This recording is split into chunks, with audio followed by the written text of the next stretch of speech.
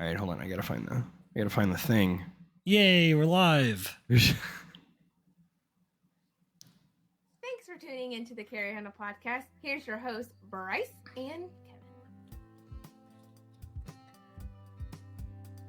Welcome back to the Carry Handle podcast. With me, as always, is Kevin, and I am Bryce. I'm not redoing that. It's fine. Hi. What are we doing? What are we talking about? I am Kevin, and you are Bryce. Oh God. Yes, indeed. You have joined listeners and I for podcast. Wait, no. The listeners have joined us for podcast. Yeah, it's That's a lot why we're harder here. speaking in illogical terms than you think it is. Kevin has this really like scatological way of talking to me because he knows it drives me up a fucking wall. But he does it it's so nonchalant and so like casual. But when I try to do it, my brain, I can't figure it out. I can't do it. Years of the practice Irritating have me. I been doing. Oh God. All right. So we thought we would do an old school firearm blog cruise live reaction. Yeah. So cruising or cruising? We're kind of in between topics between podcasts. So we figure instead of nothing, which is traditionally what we would have done, we'll do something because it's always better than nothing. Come on, talk about the Cinemas PKM. People want to know. The Cinemas PKM. Okay, so you're gonna have to explain this. Did you? Because you saw it before I did. Is this so? We were scrolling through the firearm blog, the place cool people get firearms. You know, the Bible. The news. Bible of information for the firearms. And all our homies will read the firearm blog. Yeah, we're not just saying that because one of our homies actually works. Literally, it works at the firearm blog. It is not a bias, I promise. Yeah, we're not promoting them. We also don't appear on their podcast either. No, that never happens. No bias, none. Zero. Or T-tag. We're not biased about that either. Okay, nope. So all right, so we are talking about so the PKZ. So yeah. What is this? Is this just a homebrew? It looks like it. The design is a small arms company. So it kind of looks like it looks like the modernization program that they did with the same people that built the BAR, like that really short optimized BAR that was showing up in video games for a while. That's kind of what that reminds me of. It's taking an old gun that's really heavy and kind of a little encumbersome and chopping it down and basically turning it into a bullpup. Which it looks like super weird. The original name was KPL, Light Machine Gun Carbine. This is it. It kind of reminds me. It kind of makes me think of the German open bolt and closed bolt side magazine fed. Oh my God! Wow, you're having a massive brain fart there. Holy hell! Wow, I'm Which enjoying one am I talking this? About. Fuck you. Which one am I talking about? Oh, somebody's yelling at the screen right now. 8 mil side feed. Arrow rifle. I think it's FG-42. Yeah, I was about to say it. God damn it! Wait, FG-42. You Googled it, you cheating piece of shit. No, I was trying to, but what I got out was an 8 mil side feed para, but then it clicked. So if you don't believe me, I can share my screen, but I really did not get that out yet. I just remembered it was because I kept saying MG in my head, and I'm like, that doesn't make any sense. Well, it was kind of an MG in a sense. I mean, yeah, but I mean that's kind of along that vein. That's kind of what this is, which is kind of cool. Which is actually, I have an idea for a podcast we could do with somebody that's more smart about the military guns than we are.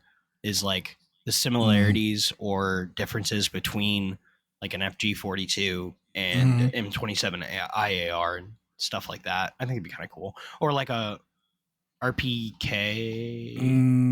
Yeah, I think IAR is probably more the same vein. Same idea. It's an automatic rifle though. That's kind of what I'm talking about. Yeah, but the like RPK was. Yeah, but the Bren and RPK are probably similar roles. Well, I mean, I just mean a beefed up version. Well, I guess that's not what. The FG42 isn't that. It's actually a purpose built. Have we gone down a rabbit hole on FG42s? Oh yeah, wait. We're actually recording. Come back. I forgot this was an episode. Bryce, come back. Whoops. I'm Bryce, here. Hello. Back. What were we talking about?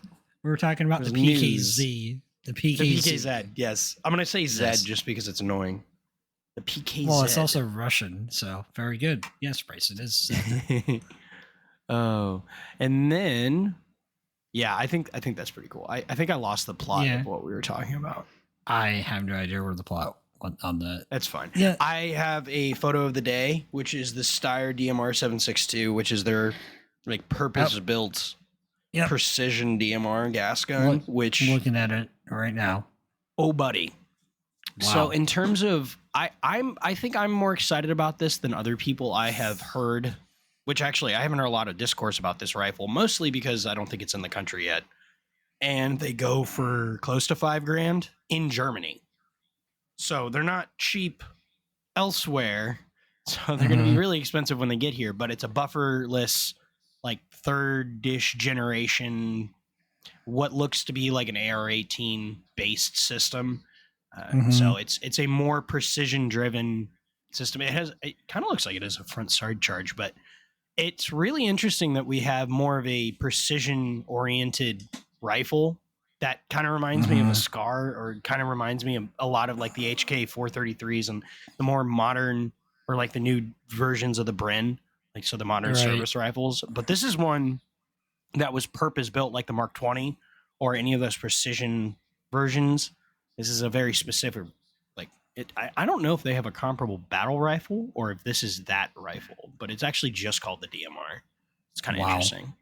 It is. It's also interesting that it's out in 308, which is also interesting. How's it? Isn't there like the standard NATO cartridge? It is, yeah. So, I mean, I understand that, but I just mean, I suppose I'm surprised you would use such an antiquated. Well, it's NATO, man. They're going to be using 7.16 until like. Well, that's forever. True. I mean, I know SOCOM uses 6.5 Creedmoor, so I mean, I guess, and it's not really a standardized cartridge, right? It'd be kind of cool if we instead of getting rid of 308 or 5.56 or anything like that and going to 277 Fury, if we just went to 6.5 Creedmoor, or went to. I thought they weren't doing 277. I thought that kind of fell flat on its face. 277 Fury is just the civilian designate. It's like 7.62 by 51 versus 308 Winchester. I feel like I read something not too long ago that whole program is kind of like was going. I mean, I know it's been having. I know the rifles haven't been doing well, but I know they're getting limited field usage. I don't know in what capacity, but I know I've definitely seen usage of them. Maybe I'll just die like the OCIW. Remember that thing? Oh, I don't know. What is that? The OCIW, like the super weapon from like the late 2000s. Oh, the like the Future Weapons TV show, when the Future Soldier looking stuff. Yeah, it was like 50 pounds or something like that. And where it was like the whole system. Yeah. Okay. Well, I mean, so what's interesting is that's kind of like the Moztec, that new Magpul system, where it was like a targeting system integrated into the scope. So I know T-Rex arms, which might be kind of a interesting thing to bring up, but I know they have a video on that talking about T-Rex arms. Yeah, but so hopefully there's no controversy going around that. Wouldn't that just be an interesting thing to bring up? It should. It sure would. The next thing I saw, which I thought was kind of funny, was the MR556A4 uppers are now being for sale. And I guess I don't understand if they are domestically produced or if they're imports, because I don't know why they're going for $2,400 for an upper. If it's actually no, I'm sorry, $2,500. Golly, that is a lot of money. So $2,500, you get a buffer, recoil spring, and bolt. So you do get the bolt, thank God. Oh, but these almost look like they're. Yeah, I know, right? These almost look like It almost looks like they have import marks on them. So maybe these are German rifles. Oh, no. Oh, wait, no. Okay, so yeah, it says HK USA announces the availability of MR556A4 upper receiver kits for sale at HK dealers now. Okay, well, that's not super helpful. I don't know if that means, if it's HK USA, that makes it even less of a reason that I would want it to be 25. That was the whole point. I thought the idea of them being here domestically was to make things more attainable. Well, in the same vein as that, I guess saw a post about Century Arms' AP-53 is $1,800. Okay, so in that particular setting, I accept what that is a little differently than I accept what the HK USA or the MR556 kits would be, because the stamped 556 roller delayed guns, I mean, they're from a different country. They're made in a different country. They're being imported as handgun. Like, there's a process, but if you're domestically making these uppers, yeah, but they're using the name of Heckler & Koch. Yeah, but how much of this is actually HK? So, I mean, is the barrel, is it from a blank from HK? Like, what of this is actually HK and not just, like, some American name paint? Like, I don't understand. The name. I guess I don't. Yeah, I don't understand the point of that. It's probably the $2,000 right there is the name. Yeah, because now that I'm thinking about this, I think pretty sure you have to send stuff to HK USA, but they're not even the ones producing it. So what are they, just a giant custom shop? Yeah. Because I was thinking about that, because B&T, I'm pretty sure is pretty similar, because B&T US basically just imports and works on guns that are imported. So they're just importers. Mm-hmm. So, but I don't know if that's any better, honestly. But I mean, I don't know. I just something that I was thinking about that kind of irked me. But it kind of looks like these are at least imported. So if you want one of the most current generations of 5.56 gun or HK416s, because you apparently haven't been paying attention to weapons design in the last decade, you can buy one. I guess. Well, according to what I know from my childhood, you can fire upside down. Upside down, yes. Indeed. And they're the only guns that actually work with beta mags, too. They can be also dirty and they still work.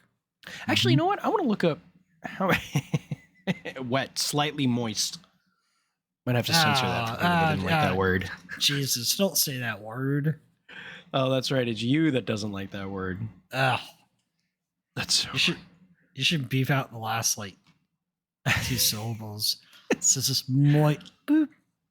And then okay, I think I have to buy a beta mag. Don't do it. Yeah, I think I have to. I want it. Well, so KCI makes one. It's a clone of it. And Father's Day's coming up, and my wife keeps asking me what I want. Maybe I just want a 100-round beta drum. I thought you already bought yourself I thought you already got yourself a Father's Day. I mean, I thought someone was already buying you a Father's Day's gift. No.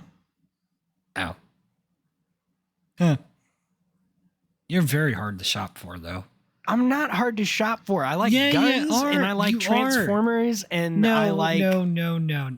Okay. I don't think I really like anything else. Oh, and Legos. I like Legos. To go at a small tangent, you like guns to ad nauseum. So any firearms thing that someone buys you, you're gonna thank them up front and oh, thank you, and then you're gonna overly inspect it and be like. Also, I'd like to say you still don't have a VZ58. Oh, wow. Oh yeah, that is true. I do not actually. I guess I could look up VZ58 pistols. There you go. Yep. I would have to say that a 100-round beta drum is a little cheaper than me buying a VZ58, Kevin. But the joy that you would get from a VZ58, you already have a bag for it for one anyway. So just for reference, if you haven't listened to every Waking episode that we released, for context, because I don't even think those exist anymore. Those episodes. So originally, Kevin knows that I buy guns magazine first. So as a joke, he got me a VZ58 magazine for my birthday a couple of years ago, and the joke was that was one of the few rifles I wasn't going to buy a magazine for, but here we are. Yeah. It's happening, and you guys might be privy to the live. They're really cool. Here's the deal, though. So you kind of made it a little difficult for me because the 5.56 ones, like those for whatever reason lately, have been the ones that I find, and it's so bizarre. Oh, actually, I take that back. Oh no! Yes. Oh no! You need to see this. I think this is like a 6-inch barrel or a 5-inch barrel. What is this? Let me see. All right. Oh no! No, not that one. Let me. I'm excited. Yeah, I'm sending it. I'm sending it in Discord. I'm waiting for the Discord. So there it is. I don't see where they have. It's basically this is the check. My God, that thing is amazing. It really is just something, isn't it? Well, what's crazy is it's like the Czech Draco. I want to go to that local range near you. I'll pay for the membership if we can go in there, sneak this thing in. Yeah. And just see how long it takes for them to be like, get out. The 2 rounds it would take for them to be like, all right, you cannot throw that much unburnt powder downrange, sir. Like, no, you may not keep doing that. No flashbangs. It's not. Who brought the fucking 9-banger? Shit. So for the viewers out Steyr there, DMR, 5.56 uppers, what else? Yeah, that we're going to talk more about your silly VZ58 pistol idea. Well, I think 7.62x39 does well in short barrels. I don't know. I feel like maybe I shouldn't try to make this. Probably shouldn't try to rationalize this. All I'm saying is you have the magazine, so you already have. I do have the magazine. Puzzle. But what I think I should do is buy a bunch of HK53 magazines, and then I'll have to build that too. What is Rattlesnake Tactical? Rattlesnake? What? That sounds like a really bad airsoft company from like 10 years ago. It looks like the Cobra BB logo. Copper BBs. The Copper BB, sorry. That's what it sounds like. It sounds like maybe, like the Stingers or whatever the hell they were called. I guess they came out with a magazine that's like Ammunition Depot. Oh, is that the Glock 30? Yeah. Yeah. It'll definitely work. 100%. Never not work. I like it that it has a textured magazine. Well, according to our local person that we know intimately, he wrote that in a 510 round stress test, it held up. Whoa. With few failures and solid durability. 510. I mean, that's almost as many rounds as my SIG can go through before having to do heavy maintenance. So, 500 or 5,000? 500. Oh, God. Little dig at SIG. I like that. All my homies make fun of SIG. Well, I wonder if they'll give me my fingers back when they blow off eventually. I think that's usually more associated with the bigger brother. Yes. Beretta now shipping all 20X Bobcat models. What does that even mean? They have a full were they just withholding them before? They were like, you can't have it yet. I mean, you talk about a ball sack gun. This thing is a ball They're really sack thick though. They're not as small as you think they are. Have you actually played with them? My balls? Well, I mean, have you played with your balls and one of the cheetahs? No, one of the Bobcats. No, I've only done one of those. Okay. Well, next time you do both, you'll feel the difference in size. Mm-hmm. Mm-hmm. But the Bobcats, it's weird. They're almost round. Like in terms of like little balls, they're very thick. The girth is impressive. For under 600, it would be an interesting backup gun. Maybe. I don't know. I mean, I think they're kind of heavy, but I mean, they're definitely pretty compelling. I mean, the 22s, if I remember correctly, I don't think they actually have extractors. I think they rely on recoil alone to eject the case, which is kind of fun. I don't know if the full size or the center fire cartridges do that. I just remembered that the 22s did. I thought that was kind of neat. Also on the TFB blog. Also, I'm pretty sure the MR556 bolt that you get with the upper isn't full auto, so that means it's gay. Oh, for the HK. That is so disappointing. It's just enough to where it won't trip. I can see it's just cut back enough. I hate that. Why? Why do you do that? Which means all our FRT bros can't use it either, unless they replace the carrier. Gay. That's really disappointing. Hey, look, we're on the TFB. Yeah, I just scrolled by that. Hey, look, there's us. Yes. Literal lifelong dream. GO2 weapons in Tunisia. Tanzania. Thank you. Yeah. I forgot about this. The AUG trigger, the custom AUG triggers that are coming out from Corvus are $500. Wow, that's a lot of money. That is so much money for a trigger.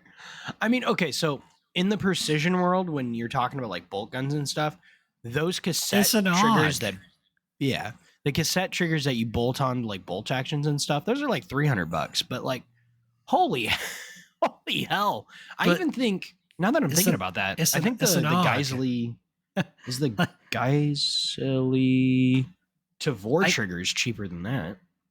I can't even afford an AUG, let alone a $500 upgraded trigger. I do want an AUG. Oh, CMP. Yeah, okay, CMP. okay. So from Geissele, we'll talk about that. That's the most exciting thing. I can't believe we almost didn't. Sorry. The only really quickly before I forget this, the Geissele super trigger the Tavor Geissele trigger is $355 from Geissele, which is I thought expensive. I no longer think that's expensive. Well, when you're doing firearms stuff, really the sky's the limit. There's no this is what it should cost. It's whatever you and I will pay for it. Yeah. Well, so I think the most exciting thing you kind of alluded to it was the new exciting news out of the CMP. Tell us what is occurring. The Civilian Marksmanship Program, for those of you that don't know, you probably do know, you can go and buy government-issued M1 Grands. Well, not just that. I mean, it's... Wow, I thought you were going to try and what? Try and get into a loop over the correct pronunciation. Of the M1 Garand? No, I won't get into that. Grand. Right. I won't get into a pronunciation war with you. But we have a bit of an update on the CMP bringing back new production M1 Garands, and it's not necessarily, it's not that they were, I mean, traditionally they have been previously issued rack grade or armory refurbished M1 Garands. Those are all drying. Obviously, they're drying up. Do they mail them like right to your house too? Is it or some like? I think so. Maybe weird thing where it's like they can mail. I don't know. Either way, they're bringing back obviously 30-06, but most excitingly 308 models, and they're supposed to be under $2,000. Coming in right at 1,900, and then 40 for shipping. So like 1940, which I think is a nice little. Yeah, I think it's really cool that we get now. I don't know, are these new production barrels? Because I think they're just talking about reproduction, forged receiver. To start with basics, it's a commercial reproduction of the classic and historic rifle with a commercial forged receiver as its centerpiece. The CMP and Heritage Arms use both the original drawings and specifications of a Springfield receiver, and of course the actual historic receivers themselves to recreate identical forged replicas of the original. And yes, it is in fact a forged receiver. The forged receiver with a CMP serial number in the classic historical font, that's super cool, and format on the receiver heel makes this a unique offering. It will be paired with the commercial barrels and a mix of other commercial and GI parts. Most will feature new stocks and barrels, but many complementary parts will remain GI. That's super cool. So they're making these hodgepodge rifles to that is so neat. Oh, I want one. I want one so badly now. I want a 308. I don't want a 30-06, but I do want a 308. Yeah, I think 308 in this day and age, 308 is way more. Yeah, I mean, if we're talking about earlier we were talking about 308 being antiquated, 30-06 is way more.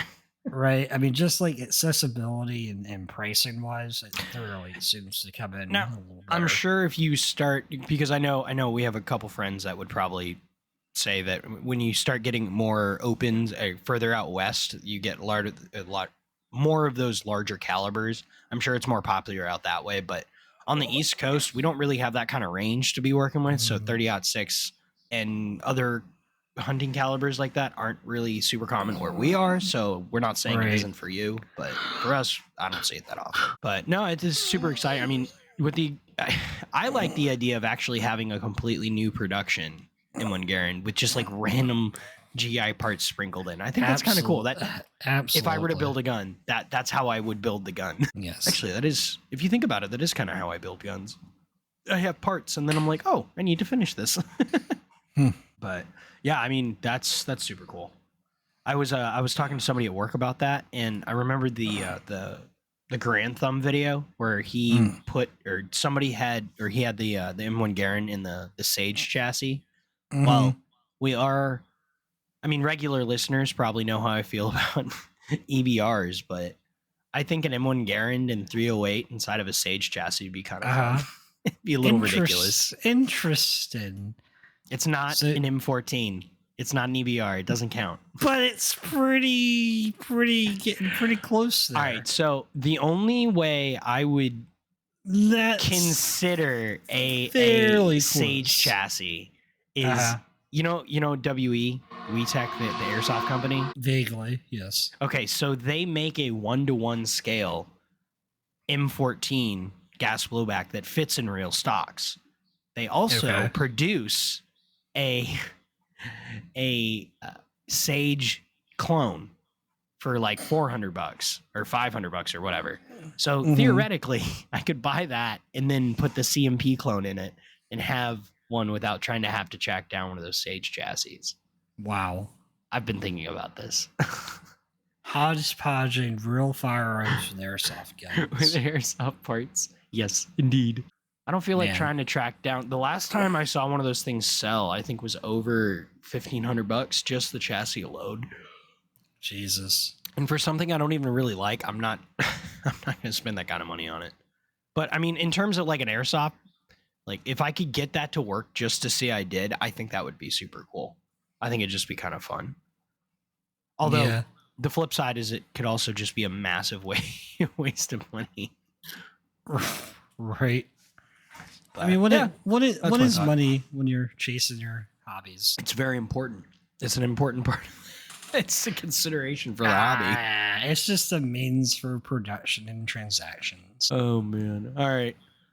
What else you got? Or do you want to move to the other parts? Other parts? What other parts? The other parts of our episode. We pretend like we do these things normally. What are the things I have no idea. You have lost me. I've lost you entirely. Just out the door. Oh, Guide me back to your insanity. Walk you through the insanity corner. Yes. Oh my goodness. So we're going to talk about news. Well, we kind of have projects and things that we're doing. What are we doing? I have very little to no projects. That's not true. We're working on a Ready or Not thing. Oh. Yeah, I mean everything. What are we working on? Oh, I thought you meant okay. No. Well, on that vein, I did get a new laptop. Ooh. So are we? So does that mean we have things to look forward to and be excited about for the Carry Handle Gaming channel? Yes. I'm going to try and record in higher resolution and perhaps do better graphical stuff. Very nice. Yes. And then the Ready or Not review will be coming out eventually. Okay. Yeah, I think so. Is that one? Are we going to reference are we gonna have an episode? Do you want to have like a mini review and an episode, or do you just want to have like are we doing like a dedicated thing? Dedicated. Oh, okay. And then that'll be on your channel? Yes, it'll be on the Carry Handle Gaming. Perfect. Okay. And then we have and then obviously we'll announce that when we're done. I mean, we're working on that this week? Maybe this week. So I just trying to get an idea what I guess we can say next couple weeks. Yeah. Maybe. Also, for the viewers out there, I have a very real serious question for you, Bryce. Okay. Will you videotape you dremeling out a bit from the Springfield? Oh, yeah. That was my update I wasn't going to bring up. Oh, well, I brought it up for you. You're welcome. Oh, gee. Thanks, pal. Well, so I've had a 9mm 9mm operator, one of the range officers from back in the day when they were still making those, and it has seen south of 5 digits. I mean, it doesn't have that many rounds through it, but it's had a bit of a life, and it wasn't fit very well, and I was trying to work on it, and then what happened? I may have broken the ejector. May have. You're alleging as if it's not completely fucked. Yeah, so snap the ejector legs in the frame, was able to get one of them out, and the other one is being just the biggest pain in the dick ever. And what makes this, normally anybody that's familiar with 1911s would be yelling at their headphones or with their phone or whatever. They probably are yelling in public right now. Yeah, knocking the pin through and just because it's usually held in with a pin, a cross pin through the frame. But Springfield press fits and Loctites their ejectors in, which is super fun. Yeah, I really like that. So I have no way of getting access to it, unfortunately. So I'm dremeling it out with diamond and carbide bits. Love it. Which, so I don't actually plan on using this gun it's not even put together. It's stripped down to the bare frame. The trigger's like the only thing in it. And it's been like this for a couple of years. And it'll probably stay like this for a couple of years because I just intend on sending this to somebody to get it worked on, or it'll be a frame that I practice checkering on and maybe putting my own magwell on or something like that.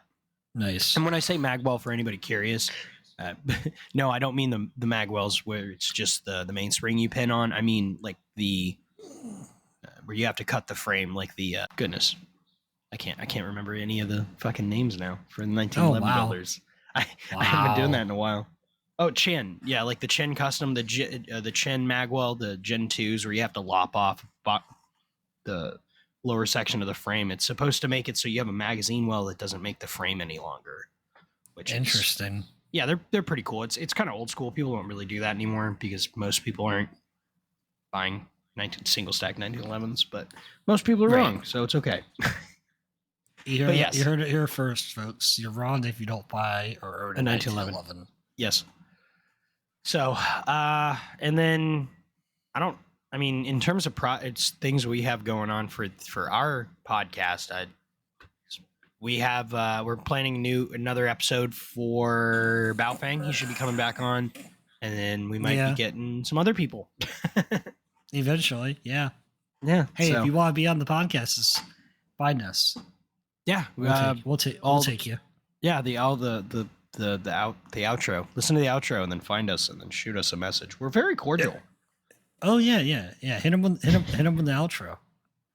Unless you say, I have been told I'm a little grumpy when people say stupid stuff. I have been told that.